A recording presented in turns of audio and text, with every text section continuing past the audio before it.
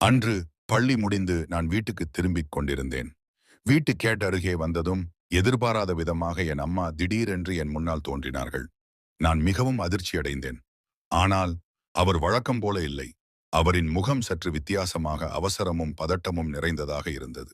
அம்மா சொன்னார்கள், இப்போ உடனே தாத்தா பாட்டி வீட்டுக்கே நேராக ஓடு.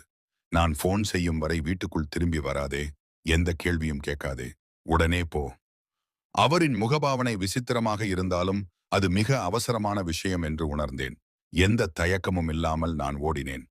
தாத்தா பாட்டி வீடு ஒரே ஒரு தெரு தூரம்தான். 3 நிமிடங்களிலேயே அங்கு சென்று சேர்ந்தேன். நான் ஏன் வந்தேன் என்று அவர்களுக்கு எதுவும் தெரியவில்லை. ஆனாலும் அம்மா சொன்னதை நினைத்து போன் வரும் வரை நான் அங்கேயே இருந்தேன்.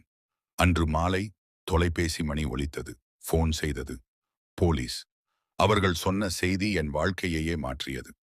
ஒரு திருடன் எங்கள் வீட்டுக்குள் நுழைந்து என் அம்மாவை கொன்றுவிட்டான் என்று அவர்கள் தெரிவித்தார்கள். பின்னர் திருடன் பிடிபட்ட போது அவன் ஒப்புக்கொண்டான். ஜன்னல் வழியாக அந்த பையனை நான் பார்த்தேன்.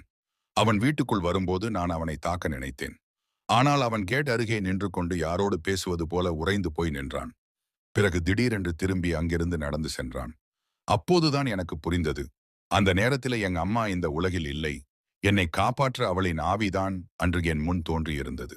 To watch more videos, please like, share, subscribe, Yal TV.